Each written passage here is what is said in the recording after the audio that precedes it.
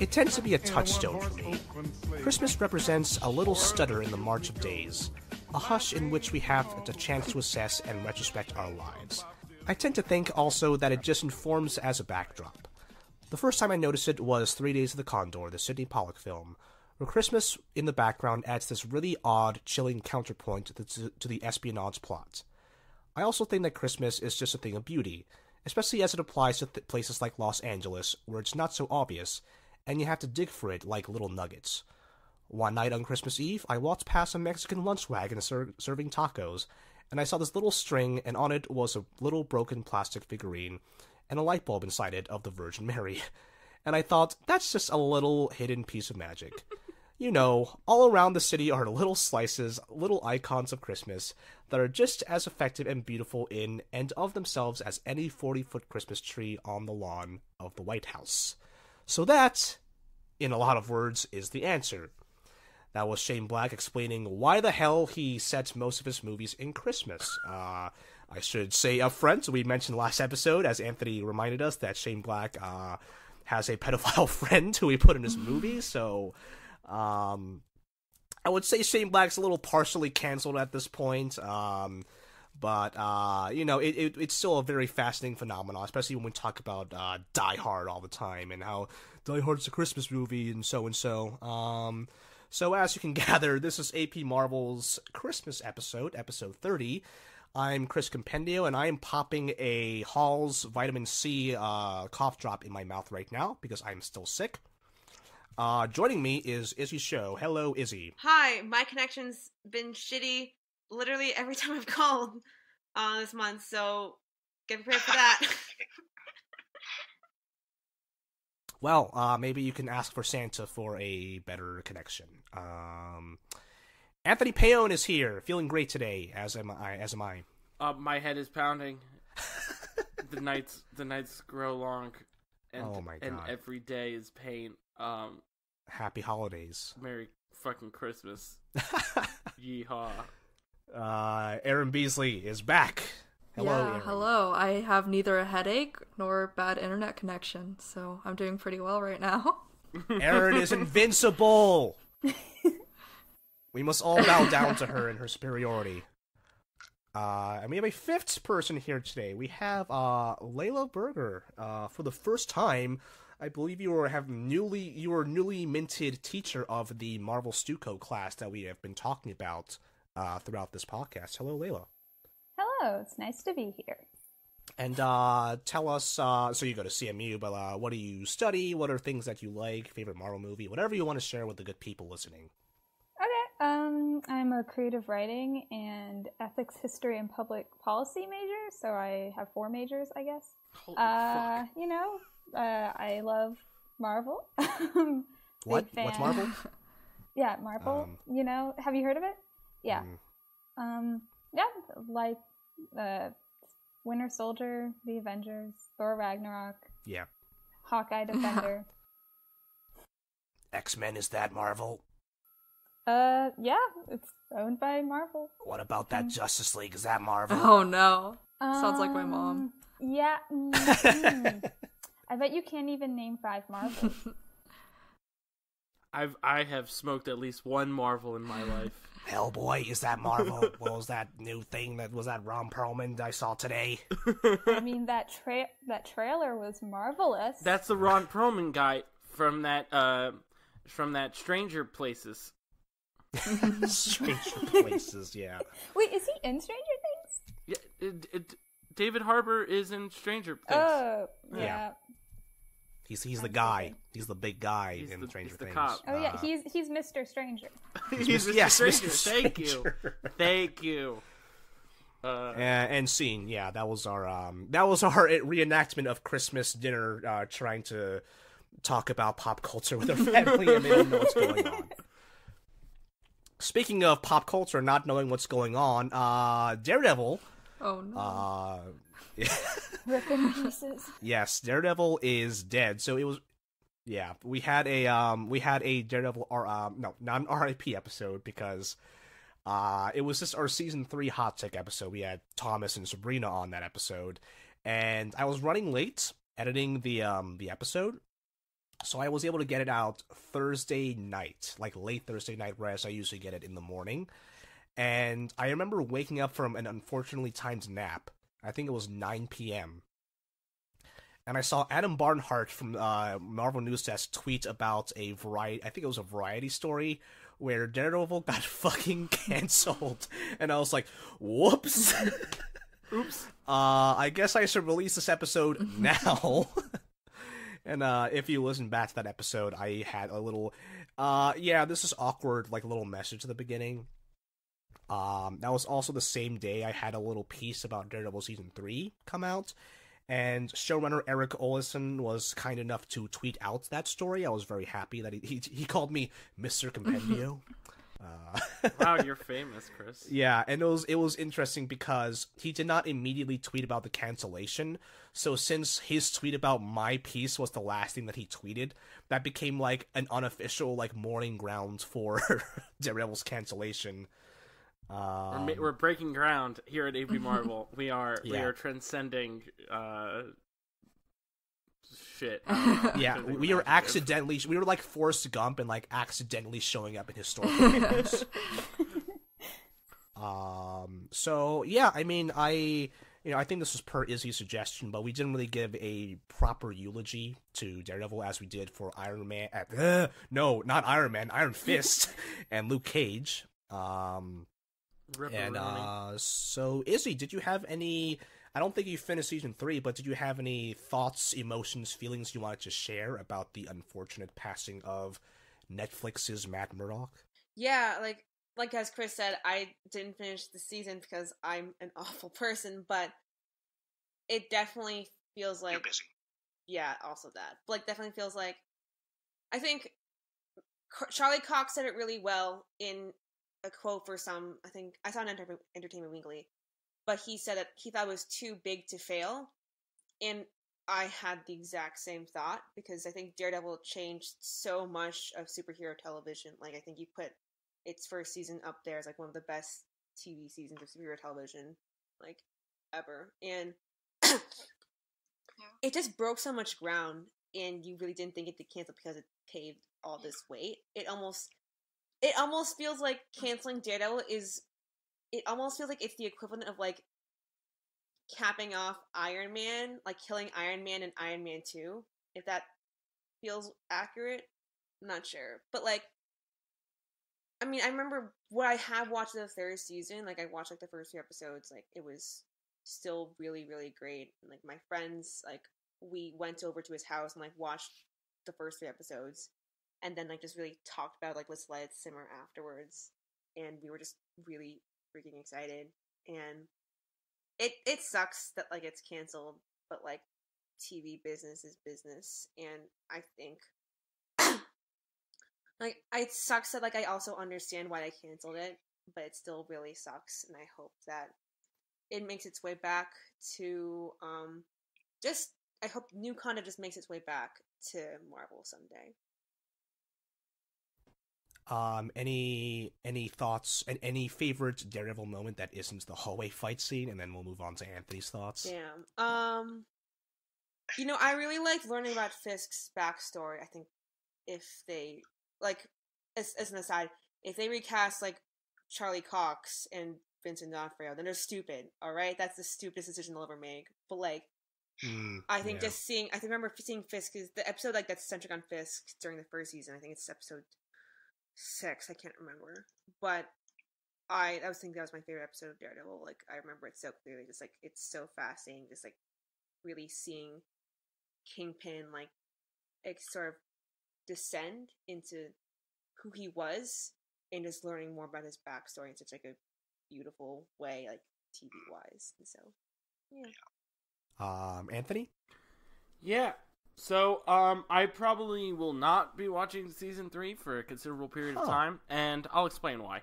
Okay. But it has to do with more of a personal, reason of, kind of cringe levelness for me. I don't necessarily like to watch media that, I don't know if I mentioned this on previous episodes, or, even to you guys, but I don't like watching content where the main character that we've already been watching is being framed for something that we, the viewer, know they shouldn't be framed for, and people that we also like in the show think that they're being shitty. I don't necessarily like that type of plot writing. It's not that it's bad, it's just that I don't like it because it just makes me feel uncomfortable. So yeah. And I don't like any time a really shitty person gets the upper hand by doing that, i.e. Fisk. So yeah, but I thought Daredevil was, as a whole, was an amazing show. I thought it broke a lot of cool ground, it covered a lot of really interesting topics, and it made superhero TV not just dark and depressing, but also important to talk about. Like, not important to talk about, but better, like, how to make superhero television have better writing. I think that's a better way to say it. Yeah. I have a lot of good scenes from that show. Most of them from season 1. And almost all of my favorite scenes are, other than the hallway fight, is the one-on-ones. There was a lot of one-on-one conversations throughout the show that were really interesting to watch unfold, because you watch both characters in the scene kind of either uncover something new about the other person, or us, the viewer, uncover something else about the about the character.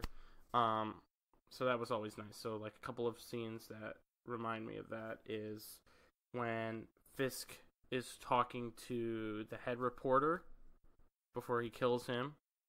Then there's the scene with what's her name talking to Fisk's right hand man before Karen Page to Wesley. Oh, yes, God, thank you. Yeah. Yes. And that scene was awesome because it was like full of tension. You didn't know what was gonna happen. You didn't know if Karen was gonna die because it was the first season, so you don't know if, like, you've already watched the reporter die, so you don't know what could happen with Karen. And I thought that they played that scene really, really well, and everyone acting in that scene was great, and I just thought it was awesome. And then she killed him, and it was like, this was a great scene. And it mirrored the reporter one, which was cool. So, yeah. Okay. Aaron, then Layla on Daredevil eulogies, I guess. Yeah. All right. Well, I never watched season 3 for similar reasons. Just because, after I was gonna watch it, I guess, in the back of my mind until it got canceled, and then I was like, is it worth it? But to add on, I guess, to some of the stuff that Izzy said, as Daredevil is basically the MCU's Iron Man, I would say that's mostly true, especially compared, it had an amazing first season, especially compared to, say, something like Agents of S.H.I.E.L.D., which does get better as it goes on, but its first season was, notably lackluster. And in addition, as far as Kingpin's characterization goes, I think he was really well done in Daredevil season 1. And he's also, for something we're going to talk about later, really well done in Enter the Spider-Verse. If a little bit less emphasized, I think what they did give him was kind of notable. And then as far as my favorite scene goes, which sort of ties into this, I really like the this is not a scene, but the 2 episodes. They have an episode which sort of highlights Daredevil's past with Stick, and then right after that they have an episode that highlights Kingpin's past. And I thought both of those episodes, they were very interesting, although the Stick one didn't really, unfortunately, pay off very well in the next season. And then Wesley, by far the greatest thing in Daredevil season 1, in my opinion. I'm really upset they killed him off still. If there's one thing I want to see if they bring back Daredevil on Disney Plus, I just want it to be set in an alternate reality where Wesley is still alive. So Yeah, that's basically everything I have.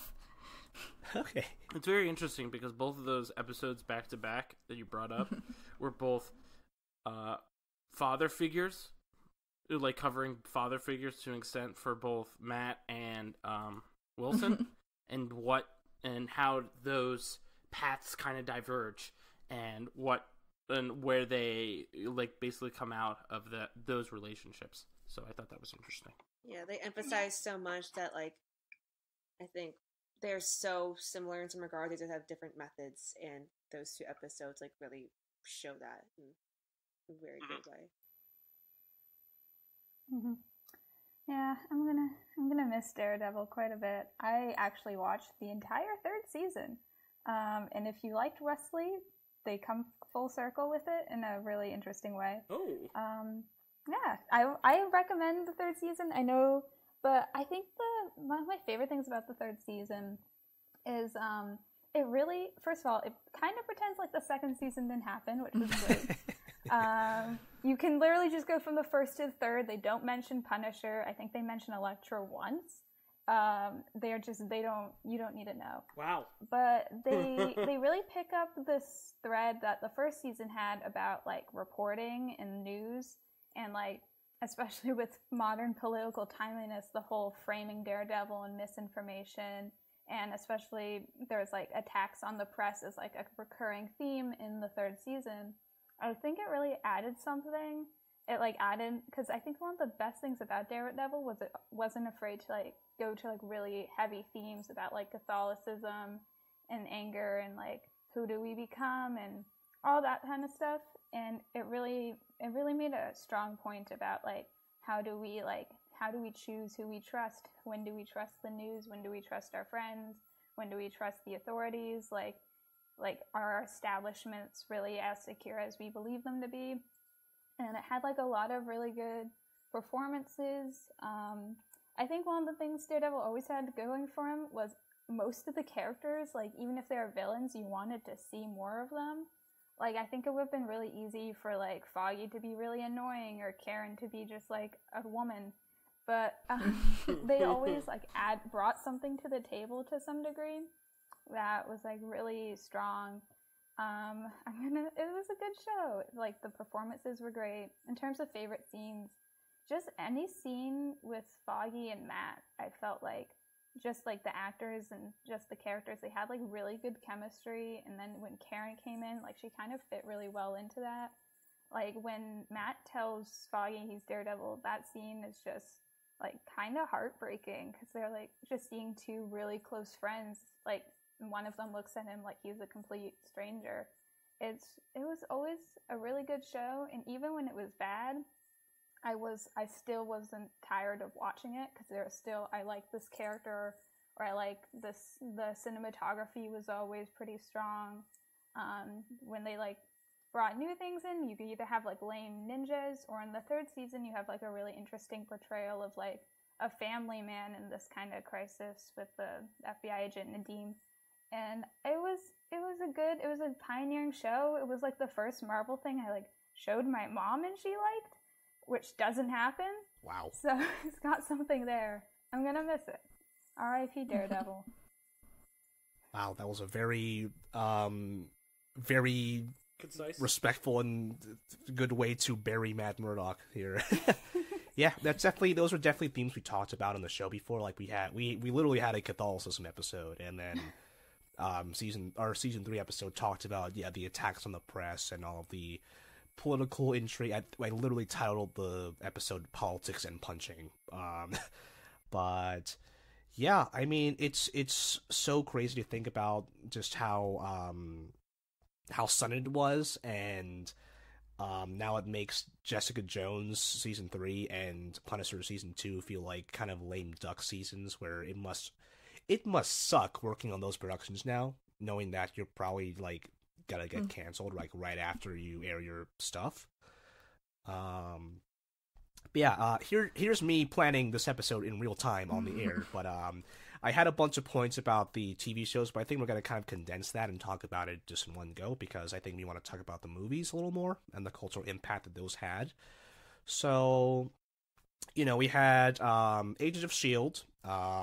Aired during 2018, and then it got renewed twice this year, which is for season 6 and season 7. Yeah, that's crazy. I've right? never actually seen that.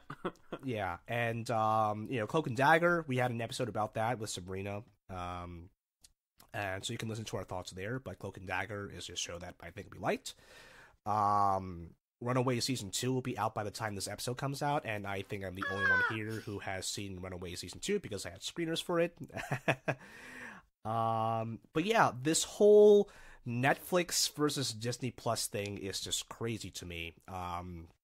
The fact that we all assume that the Netflix shows would be safe because they have those pre-existing deals, but obviously something is going on in the background that we just don't know the details for. And we're not a podcast to really talk about the nitty-gritty business stuff on that, and but I think it would be a disservice to not even mention that at all. So I'm wondering, given this new quote from some Disney executive saying, "Oh, we would be interested in seeing the Netflix characters who got canceled come to Disney Plus," without obviously giving a commitment because he's just giving an interview. He's just a guy. I mean, yeah, he has a title, but he's not saying, "Oh yeah, we're definitely in talks with them." But it's more like, "Oh yeah, that will be cool to see." Yeah, so if anyone wants to jump in, I'm wondering your thoughts on, do you think we'll ever see these iterations of the characters again? And, a side question would be, how would you react if Marvel Studios rebooted those characters? If anyone wants to take that. I think that there's the one thing that I wish we could know was just the ratings for Daredevil Season 3. Because with Netflix keeping the ratings so secret, I just wanted to know, did people keep watching it? I feel like there's just this kind of curtain with all those Netflix shows where you just don't know if, people were interested in them, and maybe, that's the kind of information Netflix would share with Disney or not. But I feel like people like them. I feel like people like the characters, and I think anyone else as Kingpin would be weird. I don't think they were canceled because of Netflix didn't like them. I think they were canceled because of an outside force. I think Disney said we want to cancel it. Yeah, but I still want to know the drop off between season 1, 2 to 3. I assume season 1 had huge ratings, but after season 2 continued. I think the way some third party analytics companies try to measure it is through social media talk. So if you saw some stats and some graphs, you can probably see that people were talking about Iron Fist Season 2 and Luke Cage Season 2 significantly less than Iron Fist Season 1 and Luke Cage Season 1. I'm not sure if that's a good indicator, but that's the only data people really have to be working with, just the social media. Yeah, honestly, I remember hearing a lot less about Daredevil Season 3 than I heard about even Daredevil Season 2. I think Season 2 kind of killed off some of the hype for Daredevil, and that led to Season 3 maybe being, getting less press than it deserved.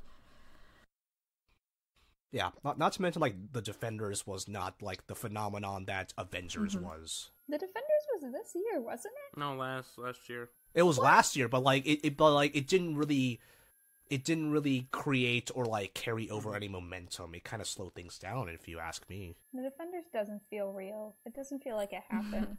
They spent so much leading up to it, and it just kind of fizzled up into the darkness. Yeah. It's yeah, that's so weird. That that's was so the strange. whole thing they were advertising for when they started these shows. They were like, we're going to make the Defenders, and then it happened, and no one cared because it wasn't So I think what happened was that, because Daredevil was, the first season Daredevil was great, and then Jessica Jones Season 1 was equally as good. And I think Daredevil Season 2, because it was lackluster comparatively, killed off a little bit, it was the Iron Man 2. And then Luke Cage was pretty good, but I think Iron Fist Season 1 killed off a lot of it, and then with the Defenders, I think people were just tired. Just kill off Iron Fist. No one cares about it. Also, it is. It's killed off anyway. The big fight scene, there was a couple of big early fight scenes in Defenders, but the big fight scene at the end of the show was in a dark cave where no one could see anything. If you wanted to create that's hype, the whole aesthetic of the Netflix shows. Yeah, and that sucks. It's supposed to be fucking bombastic. And weren't they fighting over a yeah, dragon's bones? that's what they're Yeah. Like the elixir of the dragon's bones. What did they do? Oh.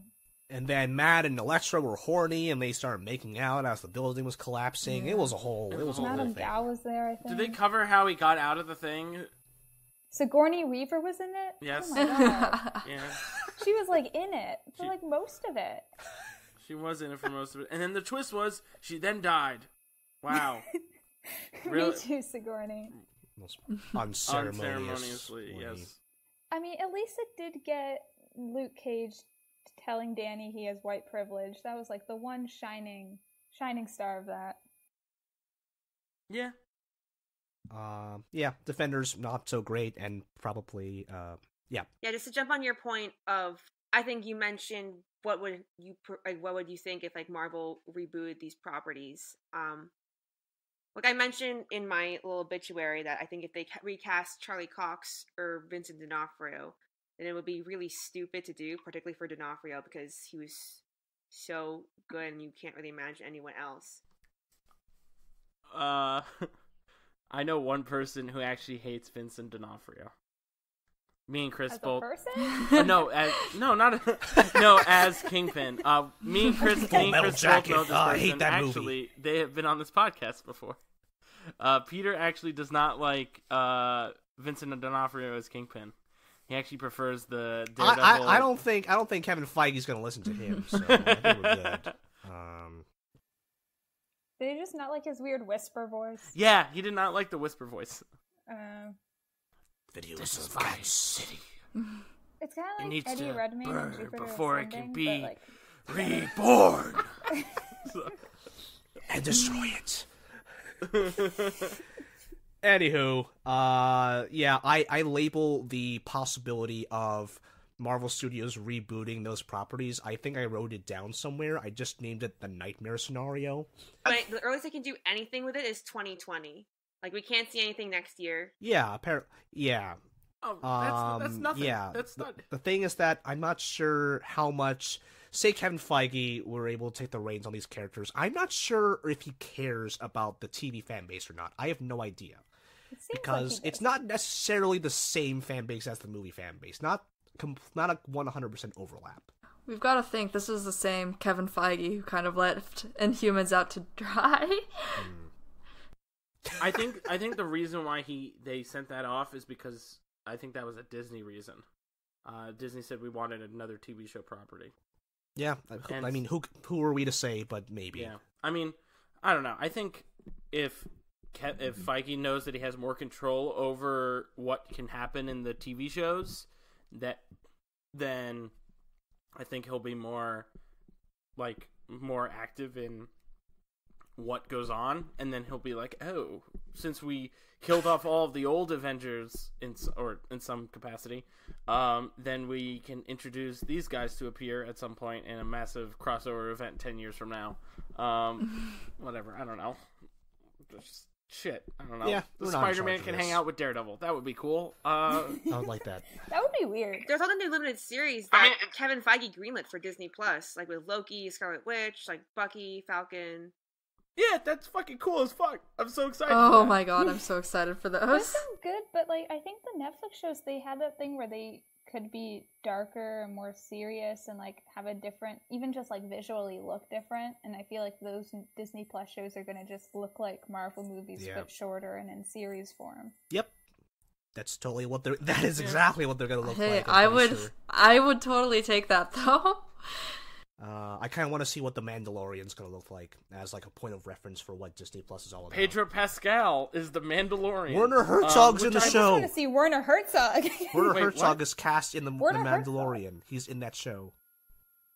Wait, is it Werner Herzog. He acts sometimes, but he only chooses the strangest roles. If Jack you look Reacher, at Parks and IMDb. Rec? I thought Werner Herzog was a. Yeah, he was on Parks and Rec. He was the weird guy at the house. Yeah. What the fuck? Wait, Werner. In season 7, when they buy the crazy house. Oh, when April and Andy buy the house. Yeah. Oh my gosh. Apparently, Werner Herzog a random saved astral- Joaquin Phoenix's life after a car crash one day. Like, That That's Oh my somehow both surprising and not surprising. See, the surprising part is that that would have been the second Phoenix to have died, but it was not. Yes, the only two Phoenixes ever to have died. They're in a cult, aren't they? The Phoenixes? This is they were in that religious cult, and that's why they were all weird. Sure. Wow, we're hopping around today. I love it. Religious cult, and they were raised in a religious cult. Joaquin and that's why Phoenix so many of them turned out so weird. Religious cult. Oh Is my that why God, his what head the looks fuck? like an angry face? Oh yeah. Fuck, you're right. They grew up in a cult called Wait, the what? Children of God. What religious I can't cult believe were I've they When done in? this. Joaquin Here. Phoenix I was a can't believe I've child, done his this. parents briefly joined the Children of God religious group, which some critics have called a cult. Yeah. He said that his time living with this group was brief. My parents had a religious experience and felt strongly about it. They wanted to share that with other people who wanted to talk about their experience with religion. These friends were like, "Oh, we believe in Jesus as well," he told Playboy magazine, which somehow Playboy magazine has found all these weird quotes from a lot of people throughout all of time.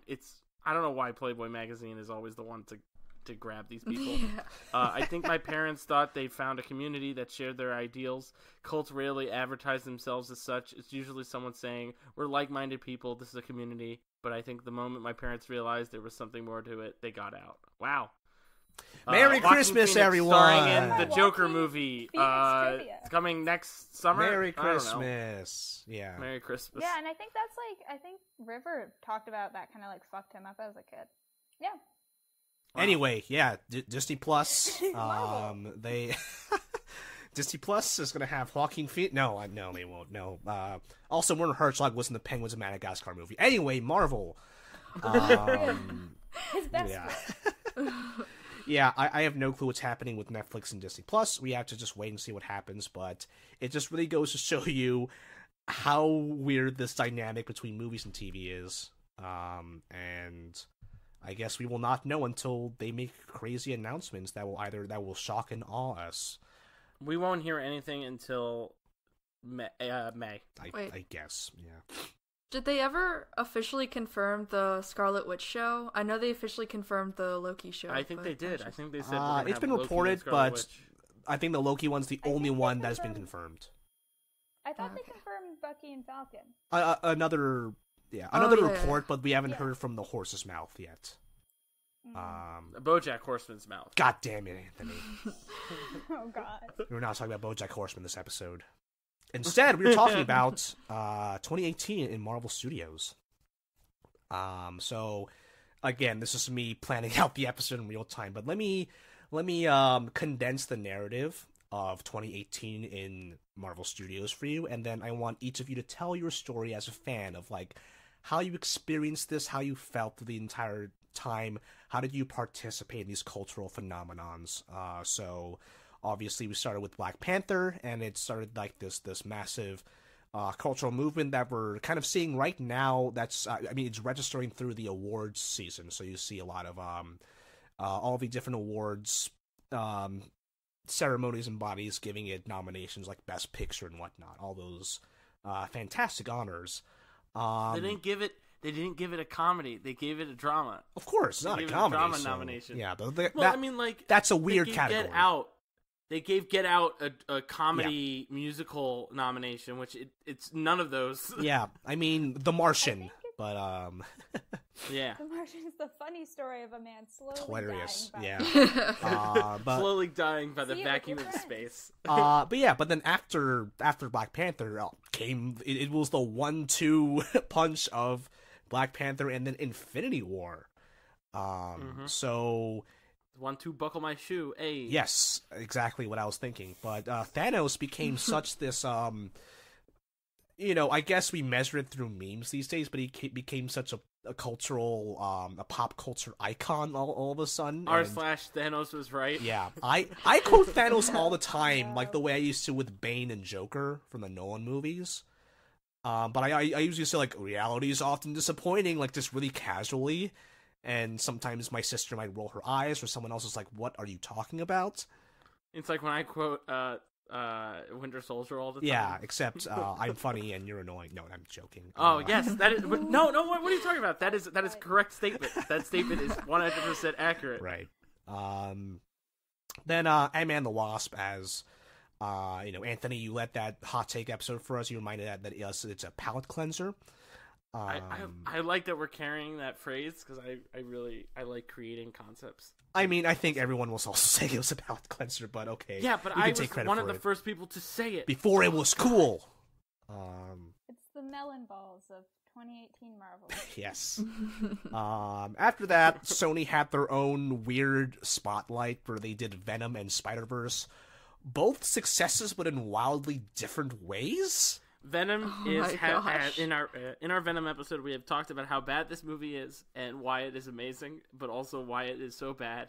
God damn it, the fact that they advertised the DVD in the sense of a romantic comedy pisses me the fuck off, because they were just like, you didn't want this. You thought this was going to be some dark, brooding movie, and everyone was going to like the dark broodingness, but everyone saw how bad this movie was and thought it was such a shit show, but loved it anyway, so you went with it, and fuck you, Sony.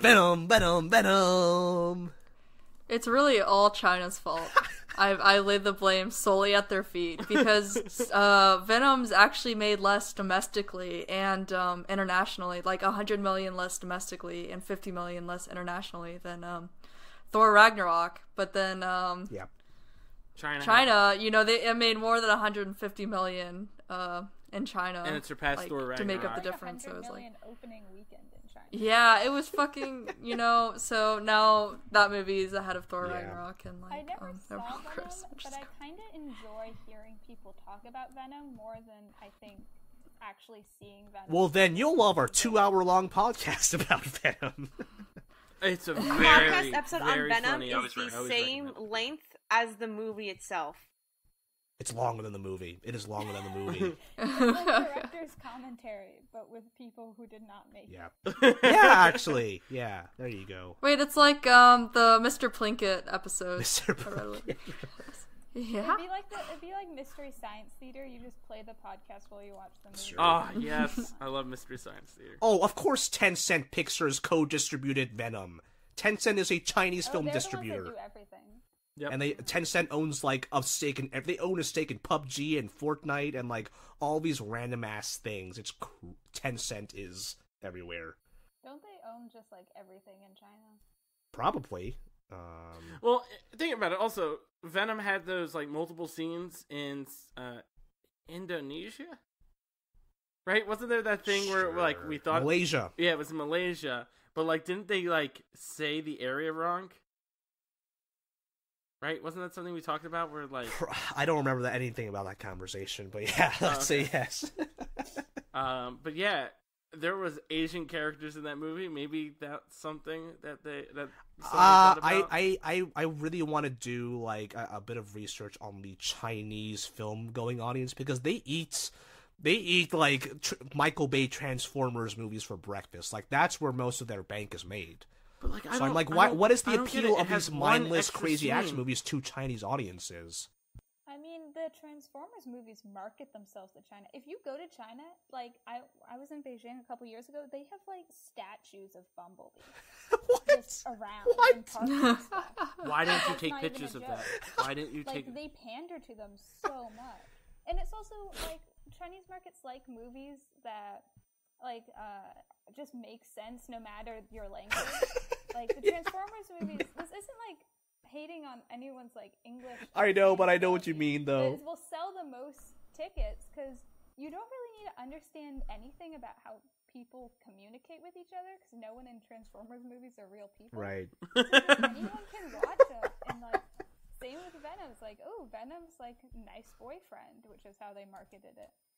Yeah, I think that's how Red Letter Media I think this is their quote, not mine, but they credit the box office success of Transformers to quote unquote confused Chinese filmgoers who just you don't need to understand English to understand explosions.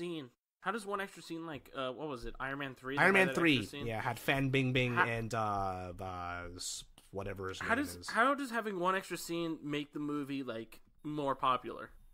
I mean, have you ever seen a movie that took place in like your hometown? You get so excited. It's Oh like, yeah, know I that would for place. sure. That's why go they see make that. extra scenes for like Chinese audiences.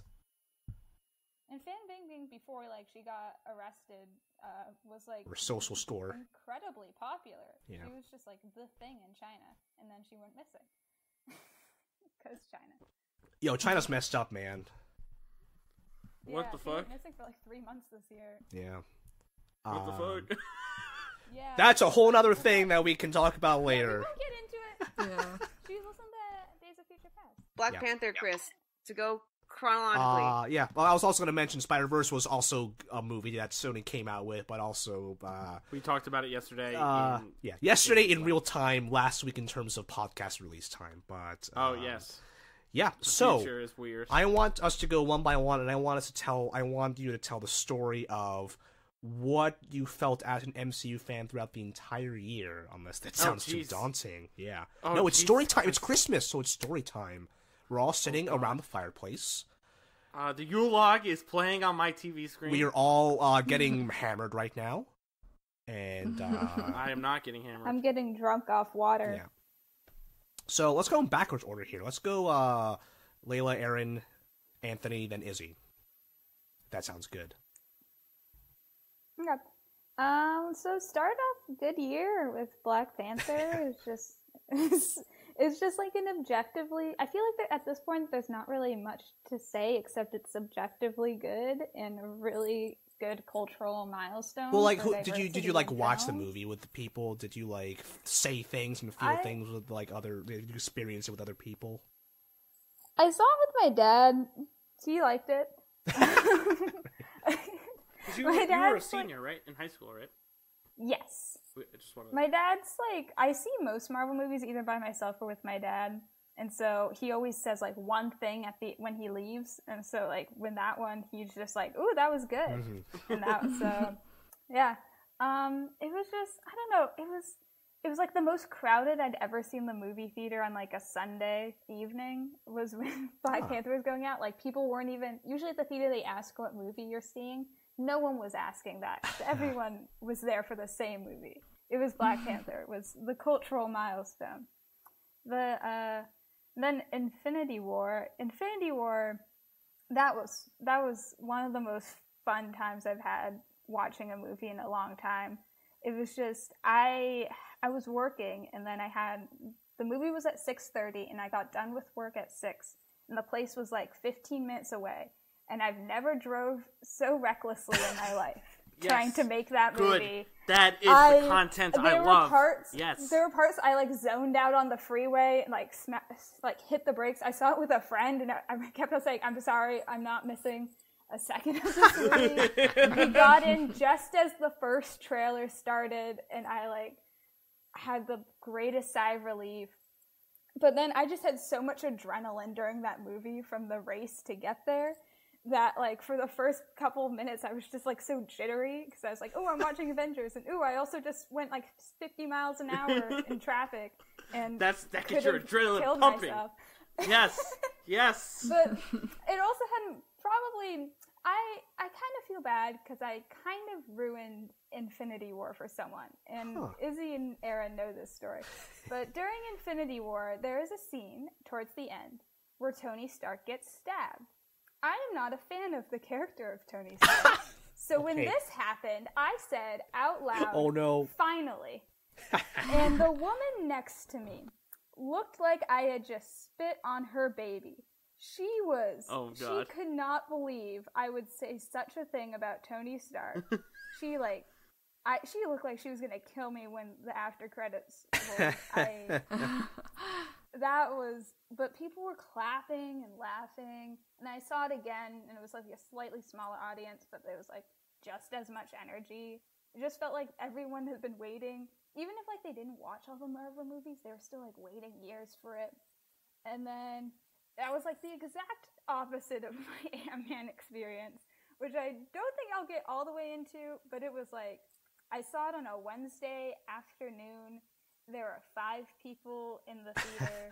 No one laughed at anything. Wow. A man was doing something illegal in the row by me. I'm not gonna get into it. So he was filming the movie, right, for bootleg reasons? I wish. Oh, okay. No. He was doing something that no one should be doing during a screening of Ant-Man and the Wasp. Oh, he had his phone out. What a fucking piece of shit he was, right? Yeah. Yep, right. Something He had else. his phone out. That's what the bad thing was. Yeah, Fuck he those was people. filming it. That was it.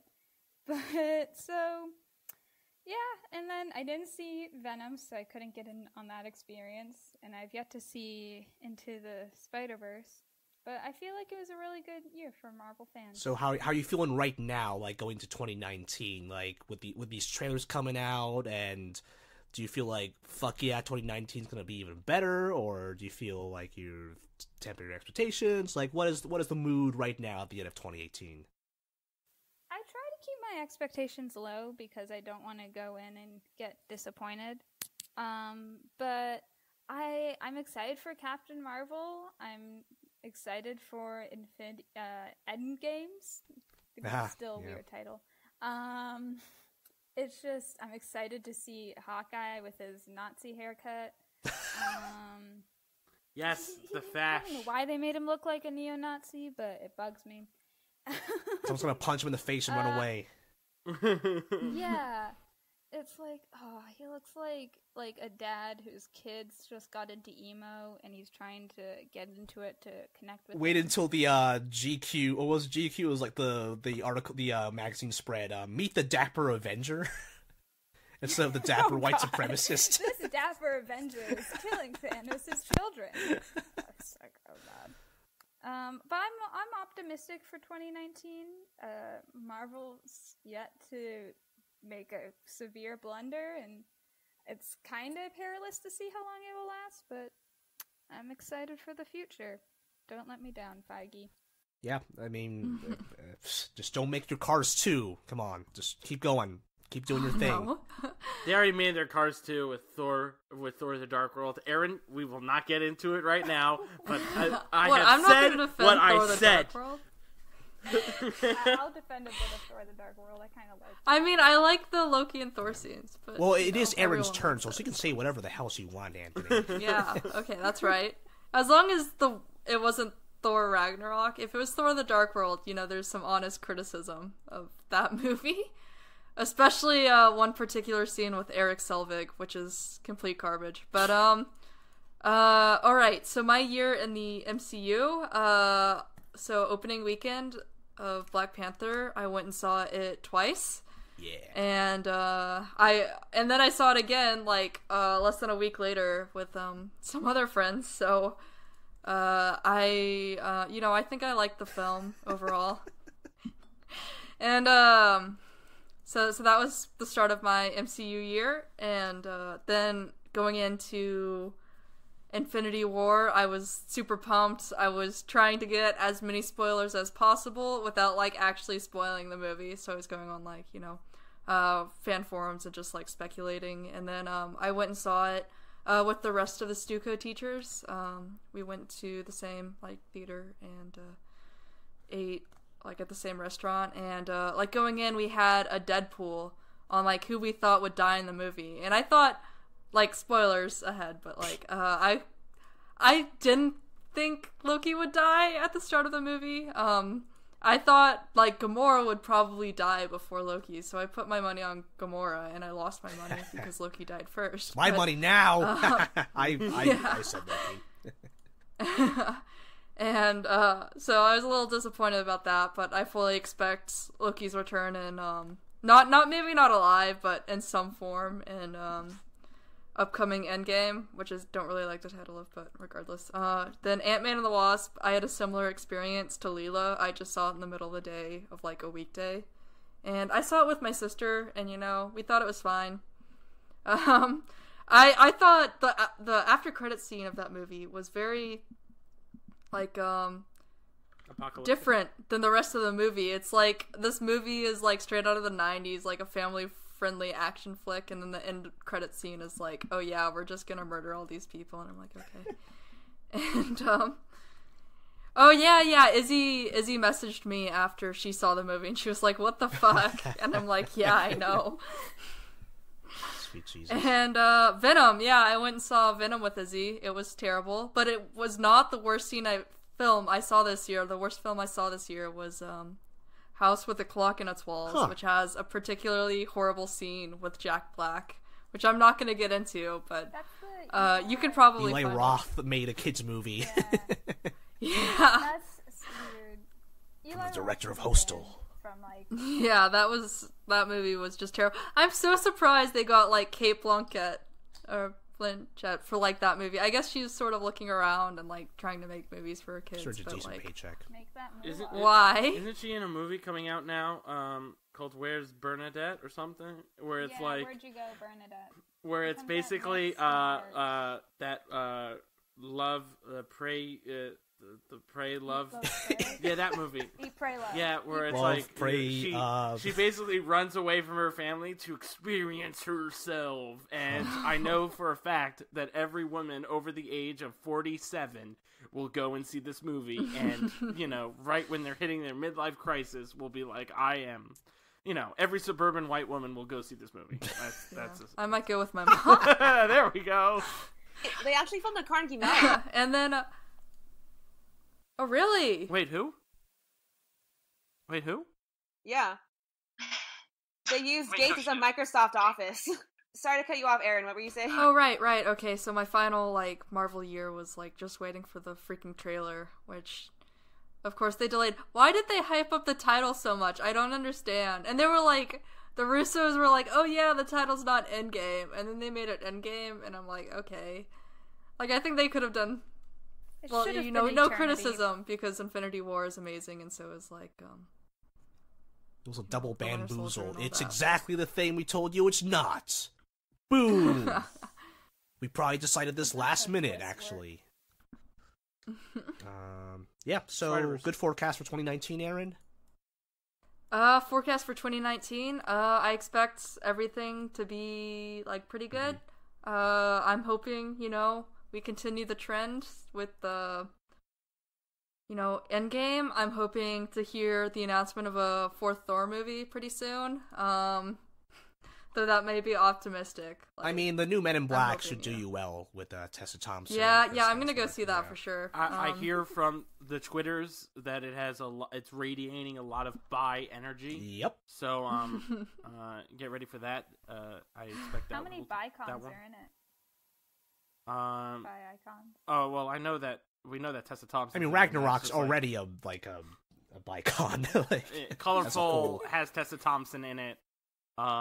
I think that's about. Oh, and Loki and Hiddleston. When you have Hiddleston. Hiddleston is not a bi. Wait, Hiddleston is not. I in have the- seen He's the multiple bi women straightest, talking about how much whitest they man. love Hiddleston. I don't know why. It's just Okay, I think that's Okay. just like. Yeah. No. I thought we all got over thinking Tom Hiddleston was like the peak of attractiveness. I thought we matured. gonna have to ring I don't all my think- I bi don't- friends and figure out what's going on here. Whoa, Liam Neeson's in the new. Oh my god. Unless you consider Liam Neeson, Kumail Nanjiani, and Emma Thompson bi icons, that's it. I'd say Emma Thompson's a bi icon. Oh, also Rebecca Ferguson. Yeah, and I Marcus think Ball. I think Rebecca Ferguson, absolutely. Yeah. Yeah, maybe. Yeah. We got some bicons. Aaron, what are your thoughts on Spider-Verse? Oh, I loved it. Absolutely. It was really a good movie. I thought just trying to do the alternate dimensions in a film was kind of at least an original concept in film, if not a original concept in general in entertainment. And I thought they did it really well. As I said earlier, I sort of they gave Kingpin a solid 30 seconds, but I thought they did well with the 30 seconds of motivation they gave him. And yeah, oh right, I also went the Friday it opened, so I got a bunch of cool trading cards, Ooh. which will make me the coolest 10-year-old, when I go back to elementary school. So yeah. That's really cool. Yeah, Kingpin, not a lot of screen time, but he definitely took up the screen. Yes. Mm-hmm. Oh yeah, oh my god. Like, the character design, he was a black rectangle with like a tiny circle on top. Yeah. Anthony, story time from Tony Paone. Oh, story time. So, once upon a time, 2018 began. That was 35 years ago, and we have been experiencing 2018 since. We are running out of water. We only have 3 weeks to live. Please help us. And now I will tell the tale of how long 2018 has been. So February happened, and February had a lot of bad stuff in it, but the one thing that was good that came out of February was Black Panther. And goddamn, this movie was amazing. And everyone knew it was going to be amazing, but not as amazing as it actually was. Goddamn, this movie was great. For me, I remember I went in, I think the Thursday or the Friday that it came out, and I watched it with the packed theater. I went by myself because that's how I normally see movies, other than Infinity War. And everyone was getting really excited. Everyone laughed at all the best jokes because this movie was awesome. And yeah, I only saw it once because I was super busy, but I bought the DVD and I've been watching it, so yeah. Yeah, so Black Panther was awesome, and I think it really rejuvenated a lot of ideas and concepts that, you know, people have been tossing around and said, like, we could do this, we could do this, and then the powerful white, you know, the people in power who are white were just like, yeah, now we can actually do this because Black Panther was successful. So it's like, yeah, that's cool. Which, you know, kind of sucks that it had to be that way, but, you know. What else?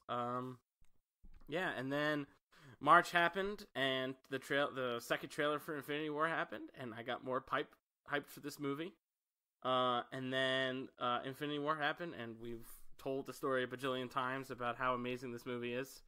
You know, we all got into the theater, all 30 of us, right? I don't remember. Izzy, do you remember the exact number? Of how many people who went? Well, I can look up the number of people on Yeah, my how many phone people right now, and I'll give it in my little sort of narrative if you want to continue on. Yeah, do that. Let's do that. Yeah. But yeah, Infinity War was amazing in a lot of different ways. I saw it like 4 times because it was so bombastic.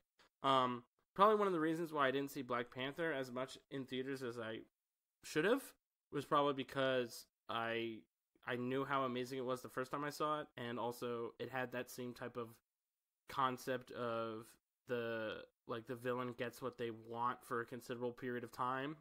So I don't necessarily enjoy seeing that multiple times. It's not necessarily a bad thing. It's just something that's like a personal thing.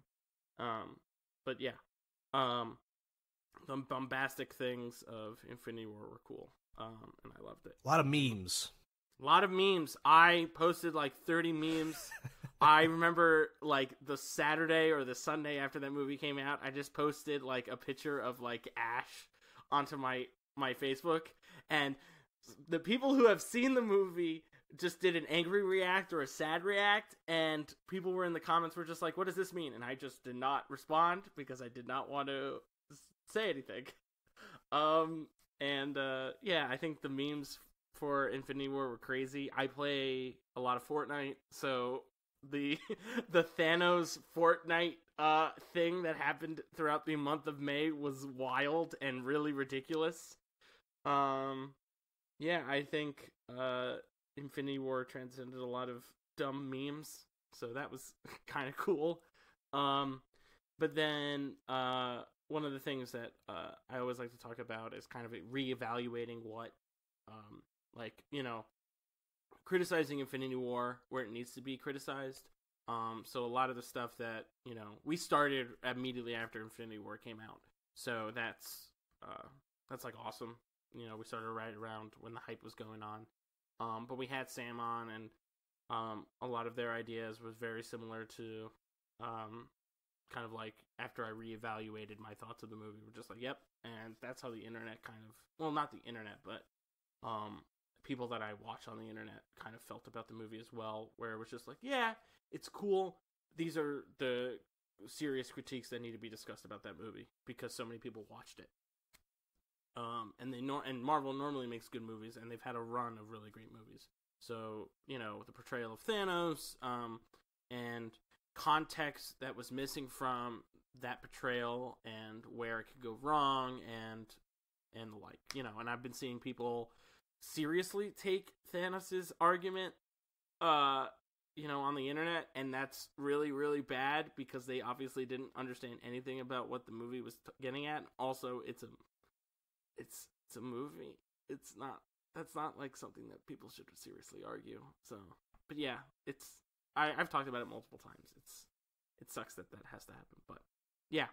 Ant-Man and the Wasp, I remember it came out, I was able to go see it, I think on the Thursday or the Friday, right after work. I walked to the movie theater because it was right down the street from my office that I work at, so that's kind of cool. That's what I did with Spider-Verse. And I enjoyed it. I thought it was a very comic booky movie, whereas it felt very condensed to the story at hand. And then you had your epilogue that was like the overarching story that connected it to the other movies as best it can. Whereas a lot of the Phase 3 movies was in the middle of the movie. It had the connections all over the place.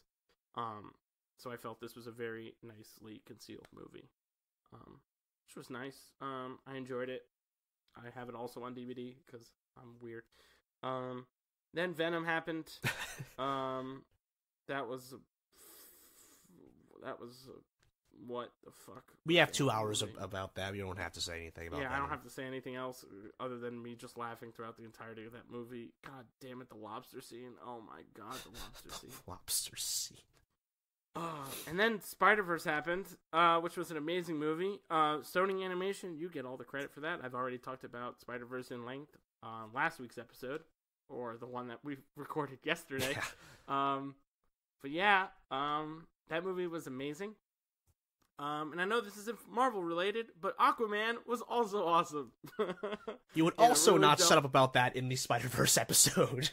Yes, we will talk about that in an off-topic episode. Yes. And I'm very excited to talk about it because, damn, wow. And the future, I'm excited for next year. Obviously very excited for Captain Marvel. Because we got the Captain Marvel second trailer and the first trailer for Endgame in the same week, I thought I was going to get double the hype, but I only got hyped for Captain Marvel because of that. Oh my god, that movie just is, I'm so excited for it. But Endgame, I'm already excited for it, but the trailer didn't hype me up as much as it did with the original, with the Infinity War trailer. Probably because of there's a lot of scenes in that movie that you can't really add into a trailer without making it look super spoilery. And also, Far From Home trailer is going to be coming out in the next month in some capacity, so that stuff, I don't know. I just am not, like, the trailer didn't hype me up. It's good, but it just didn't hype me up. But that's fine. I'm excited for Captain Marvel and Endgame.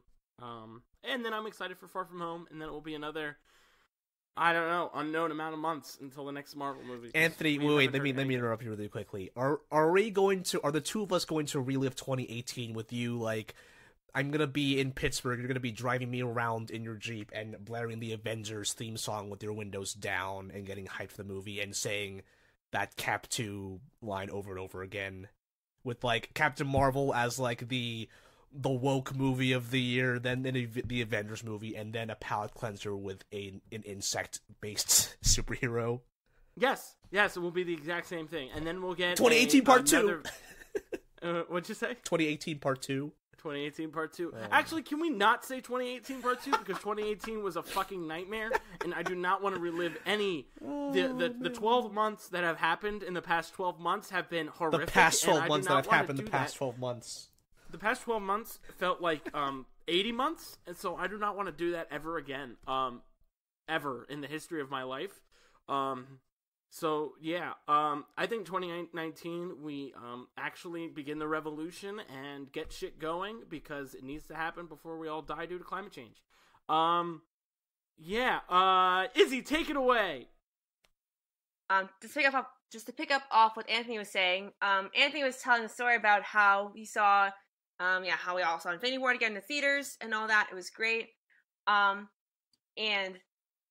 I guess actually to start, let me start with Black Panther.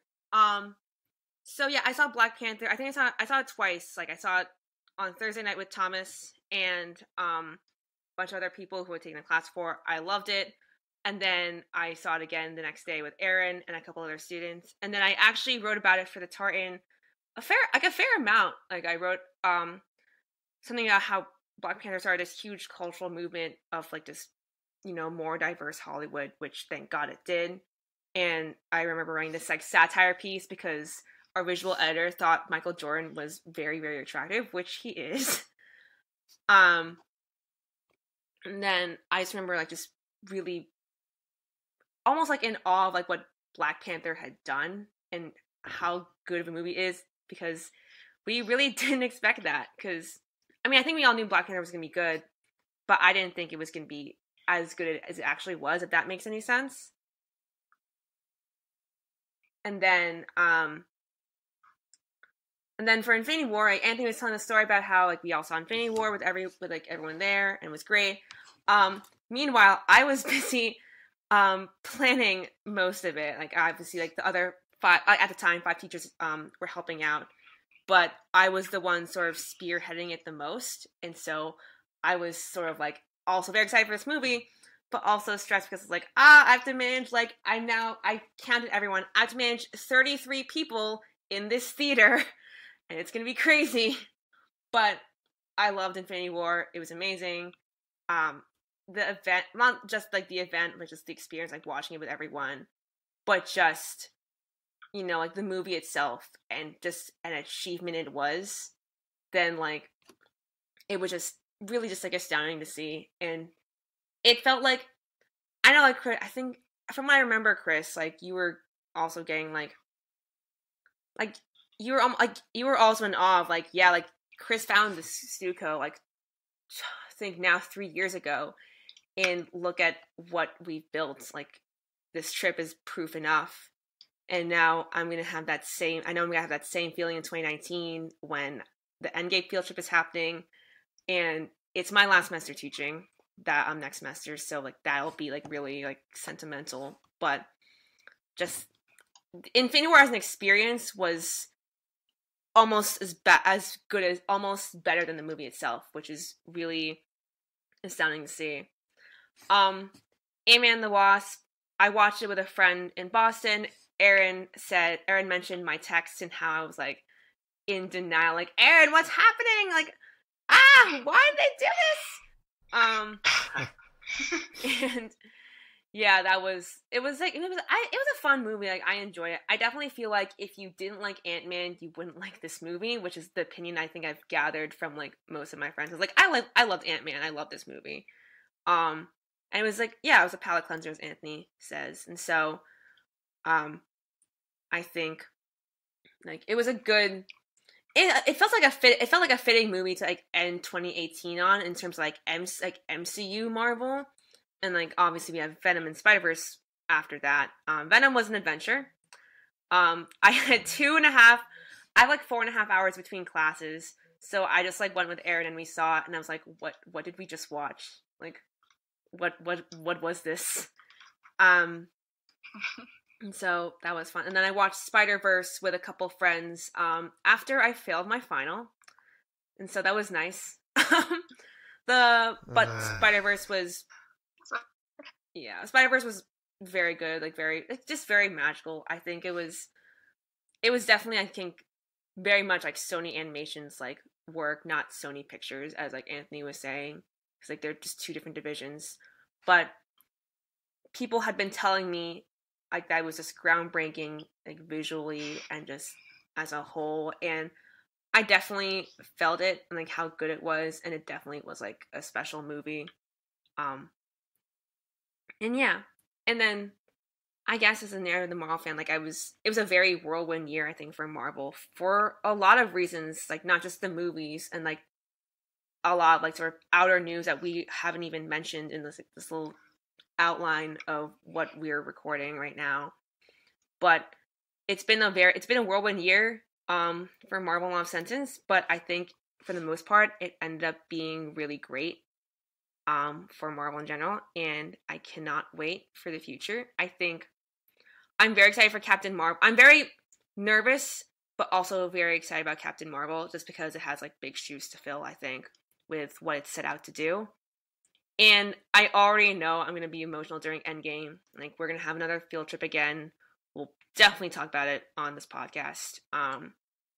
And I am planning that right now, so we'll see how that is.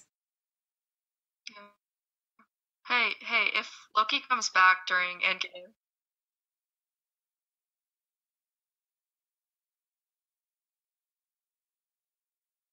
do I get my money back? Because he technically didn't die. I guess it's a Thomas Aaron, question. I will pay you All the personally if he characters comes come back. Does anyone get money? Do I get money back when Spider-Man comes back? That I will not pay you for. Do you get money back for characters that have confirmed sequels? What's the opposite of a Deadpool? Are we going to do an alive pool? A live pool? Live pool. Yeah, like Liverpool, but without the art. But it has to be the first person who's shown to come back. So it's like... Send this to Thomas Rasmussen right now. Was that it, Izzy? Yeah, that was it. Okay. Anything else about 2018 anyone wants to say before I give our 2019 AP Marvel these are our future plans spiel? Anything at all? Speak now or forever hold your peace. 2018 was god awful, and I want to forget about everything that happened in it, other than the fact that these movies were cool. Okay. Yep. Yeah. No, and 2018 was terrible. Fucking the worst ever. But we had some laughs on the way, and it's the friends we made along the way. The real 2018 was the friends we made along the way. No, the real 2018 was the Nazis we tried to stab along the way. Nazis we punched. The real 2018 was inside us all along? No, because that would imply that we're all monsters, but we are. Like the CW Flash said, that lightning hit all of us. We were all struck by that lightning. We were all struck by that lightning one day. God damn it. As I remember at the end of every Flash episode, that's what he says. God damn that show. What was the other thing I was going to say? I really do think that December 21st, 2012, was the culmination of everything awful, and actually we did enter the dark timeline after that day. And 2018 is a signifier of that. That is my concluding thought of 2018. That John Cusack movie tried to warn us. Correct. Yeah, 2012 is the best movie of all time. That statement movies. needs to stay in 2018. I do not need to hear that statement in 2019. Anyway, 2019, we're gonna have some exciting plans for AP Marvel. Anthony mentioned we kind of birthed the show while the Infinity War wave of hype was happening. And we were very lucky to get our start on Marvel News Desk, which was founded by Caleb Borchers, Rhiannon Kincaid, aka Broken Walls, and Adam Barnhart. I had worked with the three of those at MCU Exchange, and they graciously brought me on into their new Marvel News Desk venture. And I was like, hey, if you want to have a second podcast, can we do this political social thing? And they're like, yeah, we're all for it. So they have been very kind to me, and they've been doing a great job being our home for all of 2018. I informed them a couple months ago that we kind of had an epiphany, and basically what we're ready to announce right now in this episode is that AP Marvel is going to expand and spin off, basically. So, yeah. Air horns. I'm done now. Anyway,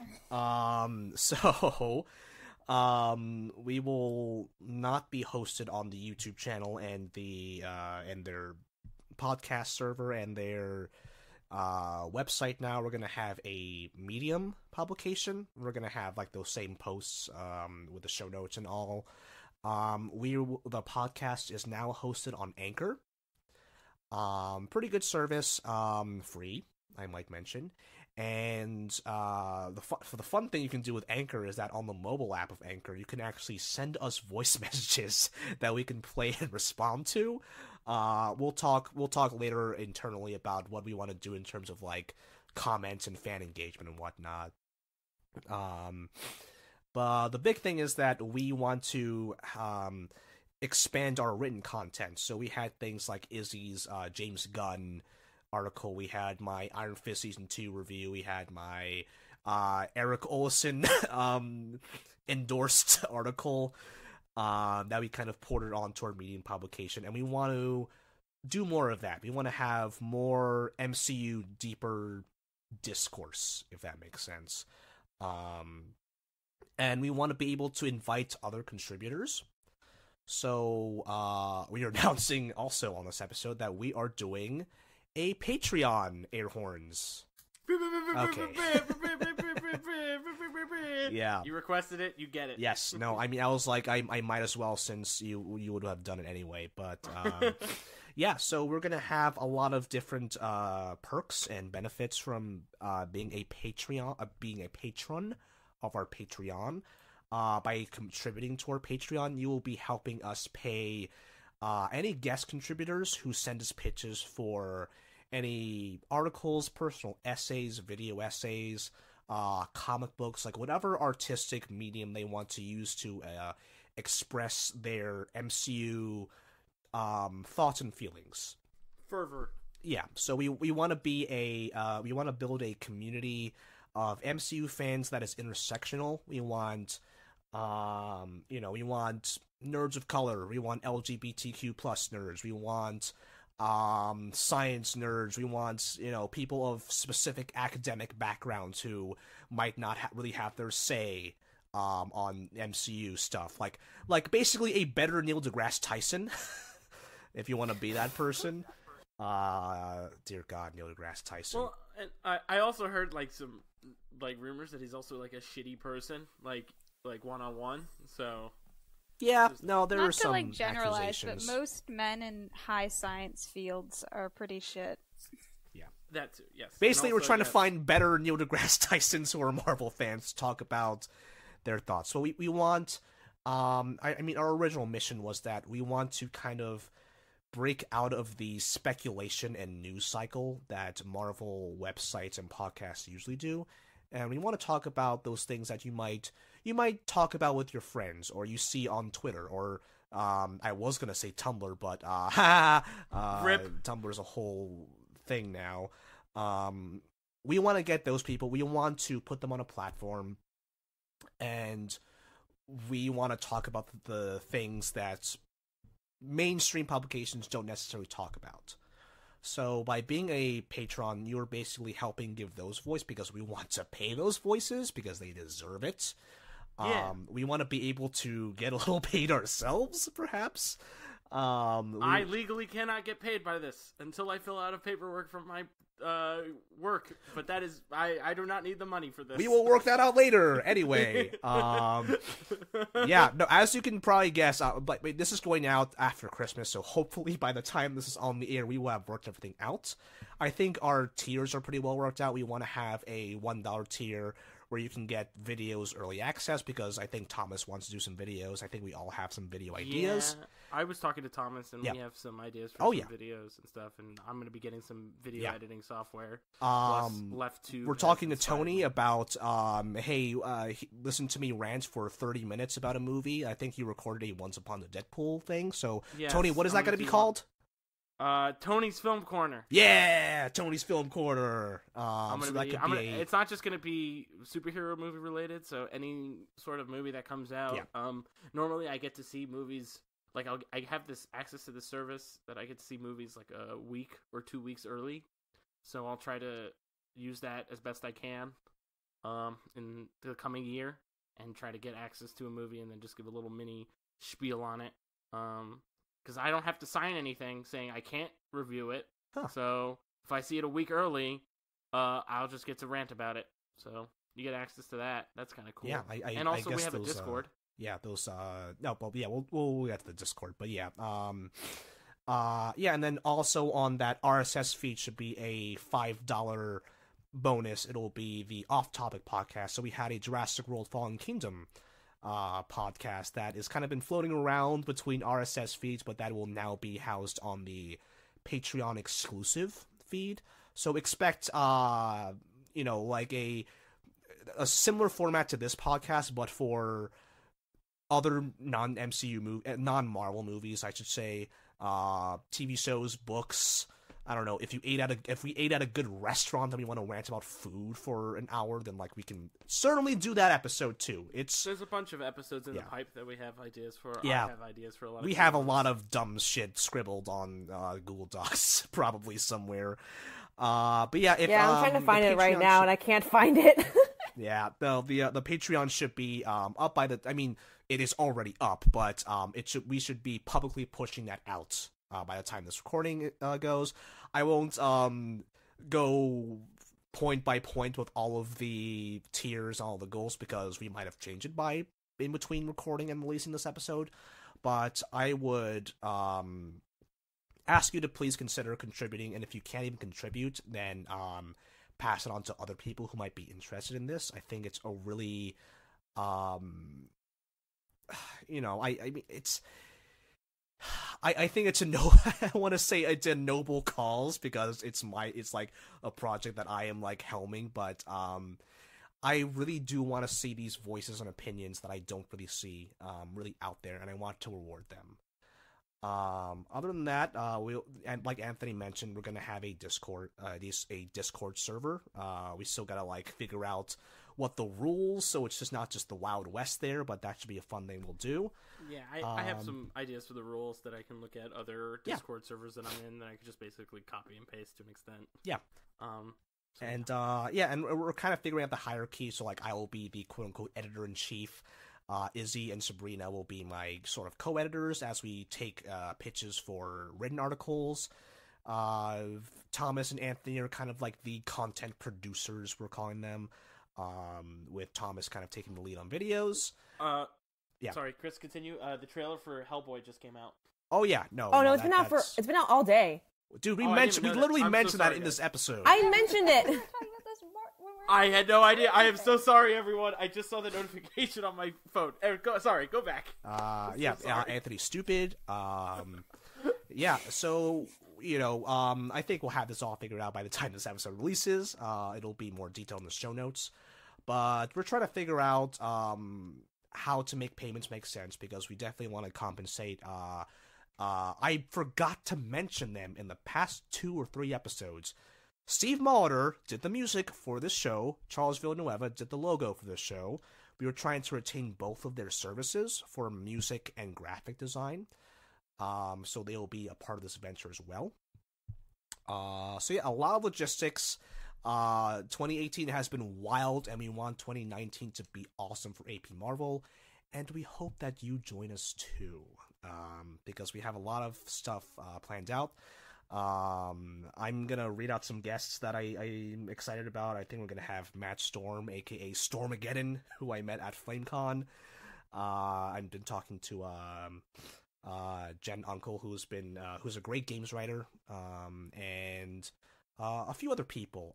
Anthony, Izzy, any guests that we should be looking forward to in 2019? Not that I could. I mean, I have to talk to Sam specifically, because I want to do a couple of off-topic episodes with them. Sure. Specifically one about Lovecraft, so get excited for love that one. Lovecraft. Yeah, you know how much I love Yeah, we that. have a lot of so episode ideas circling around. Like, we have a music episode with some guests line up, and just a bunch of other fun things that I think I want to keep secret for now. Ooh. Gonna Kevin Feige this up, huh? Gotta keep on the DL. And yeah, of course, I think Aaron has a few podcast ideas that we want to bang out during this winter break, if I have that correctly. And Layla's here. I'm really glad you're here, Layla. So I don't.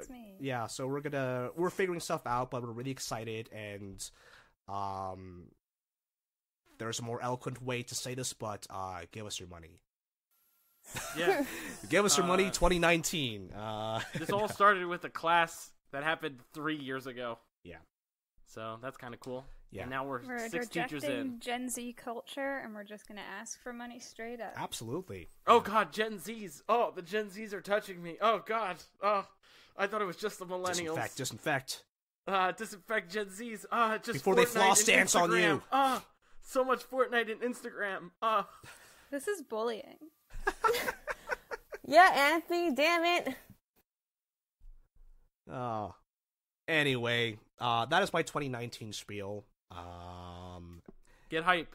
Yeah. Am I allowed to wrap up now, or do we have anything else? Do we have any warm holiday messages to give? Happy holidays. I hope your 2019 is better than your 2018. Facts. Yeah, that's about it for me. I don't know. The world sucks. Let's make it better. Yeah, let's do it. Happy 2019. Hope we all had a happy Hanukkah, Mhm. and looking forward to a happy Christmas and Kwanzaa and Boxing Day. Yeah, Ah, yeah. yes. Fuck yeah on Boxing Day. Yeah. Boxing Day doesn't get no respect. Because it's not really a thing in the U.S. I still don't even know what Boxing Day is, so I'm still in ignorance. It's like the Black It's when you Friday go in the street of and London, you fight every but single it's after person you Christmas. see. Right. I always just think of like some Rocky Balboa tribute thing of like, let's just punch each other. But that was me as a kid. It's basically like Fight Club, except everyone. Like, it's like The Purge. You have to like stay inside, or else someone will just deck you when you're walking. It's down like the it's street. like Fight Club, but everyone is talking about it because it's a holiday. Yeah, yeah. Anyway, happy holidays, Merry Christmas, Happy Hanukkah, Happy Kwanzaa, Happy New Year. Boxing Day to all those boxers out there. Happy baby New Year. Goddamn. This year will finally end. And it's I Yes, hope Anthony, it's we not know like you that. hated 2018. It's not going to Also be like that 2018. Timmy Turner, Fairly Odd Parents episode where Timmy wished it was Christmas every day, and then it was Christmas for like 3 months. So good thing we won't have that, and we literally have like 2 more weeks of this fucking year left. Thank God. Bless up. 2019, here we come. Let's make it. Sequel is always better than... Wait, no, it's not. Anyway. Shrek 2. Shrek 2 is great. Shrek 2 is better than the original. Yeah.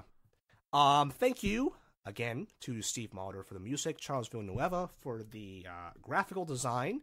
They're amazing. Both of them are amazing. Thank you, Caleb, Rhiannon, and Adam for hosting us all this year. We could not have done this without you. Facts. And it's really interesting seeing like the whole I compare it to like Russian Dolls, where like Marvel News Desk spun off of MCU Exchange, and now AP Marvel is spinning off of Marvel News Desk. So we're just, if you guys ever want to start your own side project and abandon me, you are free to do so. Tony's Film Corner gonna be a Patreon. No, it's not. Yeah, Nope. It's not. It's definitely not. You want to smash that subscribe button? Smash that subscribe button. Hit the like button. Hit that bell. You know. Yep. So you can find me on social media. I am at Compenderizer on Twitter. If I've never mentioned my Instagram, but if you want to follow me on Instagram for some reason, I'm at The Real Chris Compendio. Gen Z loves the Instagram. Anthony, where can people find you on social media? At the Pizza Taco. The word the. Pizza at Taco, the. How to make. Yep. At the Pizza Taco. I'm trying to make it as clear. Izzy, where can people find you on social media? I'm at Delirian on social media, and on Twitter. I'm sorry, that's it. Okay. Aaron, people can't find you on social media, right? Yeah, I just have a Facebook. I recently recovered my Instagram account, but, so it's... Well, I don't think you need to. TBD on if you want to share that ever.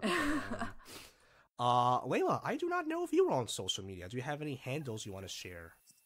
I have the socials, you can follow me on Twitter at Galaxy Layla if you want to see me retweet socialist jokes. Yes, and that's about good. it. That's already my timeline, so I'm gonna follow you. Yeah, I'll follow you too. And then once in a while, I'll say something about Marvel or film music, and that's about it. Layla, I think you're gonna fit in with us just fine. Welcome to for context. We add her to like our big teacher chat, like maybe yesterday. Yeah, consider this episode a hazing, I guess. Are you Layla Clean King? Yeah, I saw a laundromat called Clean King, and it's the funniest thing I've ever heard, and it's been in my bio since 2015. That is a great origin story. Very good, very good. You have a picture of a dog that's very cute, and you still have your Tumblr there. Oh, rip that site. Ooh, don't. That Tumblr is old. I have not used it since freshman year of I will put it on the show notes. Everyone will look at it. And I'm taking it off of my Twitter right now. I used to. It's an aesthetic Marvel account, so have fun. right. Oh, oof. I know a lot of those Tumblrs. Yeah. So I would always plug Marvel News Desk's Patreon here. I will still plug it, but I will also plug AP Marvel's own Patreon. We will have that in the show notes from now on. Also, you can follow AP Marvel on Twitter now. We are Follow us at on Twitter. AP Marvel. Yes, and then tag us in things, and then I can respond on my private account and then yell at you if you have like a dumb opinion about things. Or if you have a cool opinion about things, I can agree with you and think that that's cool, and I will promote your content. I'm just learning about this now. That's an interesting thing you do, Anthony. I yell at people, or have nice, pleasant discourse with them. Because sure. I am obnoxious, in an endearing way, as I have said multiple times. And that's why life. we love Anthony. Yeah. So yeah, we are on Twitter. We have a Facebook page. I made a Tumblr page, but I don't think you want to follow that anymore. Rip that site. Yeah, that should cover it all. I don't think I forgot anything this time. So yeah, Merry Christmas and a Happy New Year and Boxing Day as well. Yeah, I guess that's it. Goodbye, everyone. All right. Bye. Bye. Ba-da-boop-ba-da-ba.